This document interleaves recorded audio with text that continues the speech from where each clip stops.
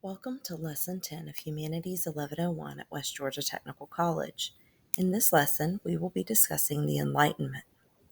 The Enlightenment, also known as the Age of Reason, is the period between 1600 and 1800 that is most known for advances in science and politics, both of which were closely tied to the philosophy of the age, which can be summarized in two words: equality and revolution. There was an overarching sense of confidence in human accomplishment, a certainty that with rationality and exploration, humans could understand, do, or conquer anything. This is certainly reflected in the expansion of the British Empire, and not only the British Empire, but in the colonial policies of many other European nations. Music, perhaps more than visual art, was the signature artistic contribution of the Enlightenment to cultural history, and much of the music of the Enlightenment is still loved the world over today. Architecture, too, defined the period, but the highlight of this architecture, in my opinion, is the innovation in the architecture of the average home, improving the use of urban space to house the general population. Philosophy and literature challenged the political, social, and religious hierarchies of the day. Voltaire's Candide is a bawdy PG-13 play written in satirical form, which was banned by the Catholic Church because of the way it mocked various religious and political authorities. Jane Austen, too, was an Enlightenment thinker. While her work was largely written in the transitional period between the Enlightenment and the early Romantic era, it is abundantly obvious in her writing that she was heavily influenced by the Enlightenment culture into which she was born and raised. Her work pushes back at what she saw as silly social constructs, snobbery by the upper echelons of society, and she constructed fictional female characters who were as smart and as well educated as the men, while constructing heroic men who embraced her heroines as equals, or anti-heroes who did not embrace the heroines but were also the villains of the story. Enlightenment thinkers like John Locke, Jean-Jacques Rousseau, Immanuel Kant, Thomas Hobbes, Isaac Newton, and Thomas Jefferson, among many others, began to challenge everything from economic and political theory to science and religion. Even Benjamin Franklin can be numbered amongst the great Enlightenment thinkers. John Locke was an Enlightenment philosopher, but just barely.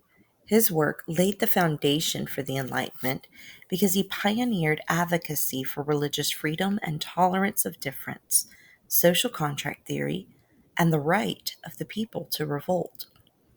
His work was highly influential to the founders of the United States.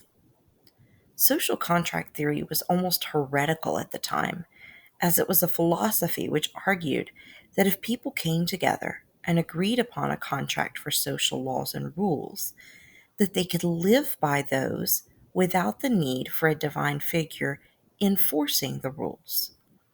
Social contract theory, combined with religious freedom, was one of the most basic founding principles of America. Locke believed in the principles of life, liberty, and the pursuit of happiness. Jean-Jacques Rousseau believed that people were naturally good and that they were also innately equal. Rousseau also wrote extensively about social contract theory, going a step further than Locke to argue that the government should reflect the will of the people who make up the contract, and that the decision to join the group in the social contract is just that, a decision, but that man could find true freedom in his obligation to the social contract. And while Rousseau believed that men were ultimately good and capable of making the right and moral choice, Thomas Hobbes argued just the opposite, that mankind was incapable of making a moral choice unless the social contract forced him to make it. And by forcing, when it went beyond mere rules, it must also include repercussions and punishments for doing the wrong thing in order to incentivize the right. Immanuel Kant was another Enlightenment philosopher whose work has had a lasting impact that still resonates in the modern world. Unlike Locke and Rousseau, Kant spent more time thinking about and discussing the theoretical. He believed that enlightenment occurred when man discovered his ability to learn and understand without the guidance or instruction of another, and that those who chose to simply follow others, namely the church and government, were either indecisive or they were too afraid to listen to their own voice of reason. In our modern age of misinformation, which is more readily available than good, reliable information, and the difficulty often presented by trying to discern one from another, Kant's work is undoubtedly as relevant, if not more relevant and needed today than it was in his own time. Isaac Newton, while best known for his scientific works on the theory of gravity, also contributed to the world of religious philosophy, believing in broad forms of religious freedom and tolerance. He himself would not have been considered a mainstream Christian then or now, although he was, by all reports, devout. It would be a mistake, however, to credit Newton entirely with the discovery of gravity, as there were others, chiefly 7th century Indian astronomer Brahmagupta and two European scientists influenced by Islamic work in the field of science and math, who actually developed theories and work around gravity long before Newton. However, Newton put gravity into words, something anyone with any educational level could understand. He made understanding the science accessible to the non-scientist, although whether he did this on purpose or if it was an accident, I doubt we will ever know. Thomas Jefferson and Benjamin Franklin, both well-known figures of the American Revolutionary War, were also influential to the Enlightenment as diplomats, philosophers, scientists, and revolutionaries. It is plain to see the influence as well that Enlightenment philosophers had on the writing not only of the American founders, but also revolutionaries in Scotland, Wales, Ireland, France, and later across the world and in other critically important social movements. Exquisite music also began to develop during the Enlightenment, including the birth of what we call classical music today. Some of the composers of the Enlightenment include commonly known names like Ludwig van Beethoven, Johann Sebastian Bach, Antonio Vivaldi, and Wolfgang Amadeus Mozart, among others. Architecturally, one of the most commonly seen but often forgotten features of the Enlightenment architecture was the booming use of row or terraced homes. If you watch British television or news, you may be familiar with these types of homes. Many famous figures have lived or currently live in terraced or row homes.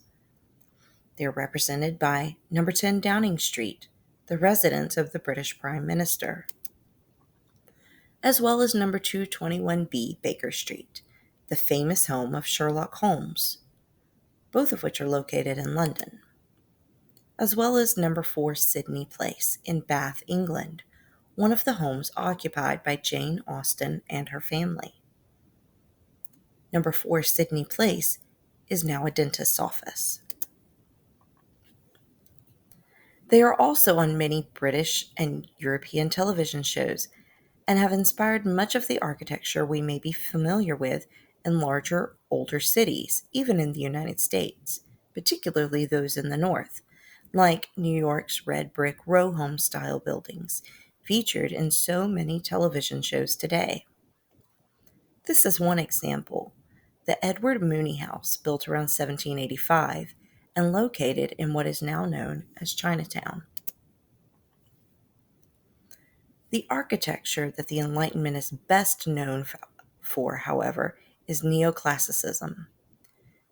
Neoclassical styles mimicked the classical architecture of Greece and Rome. The Pantheon of Paris, note the Corinthian style columns, Thomas Jefferson's home Monticello, with its Doric style columns,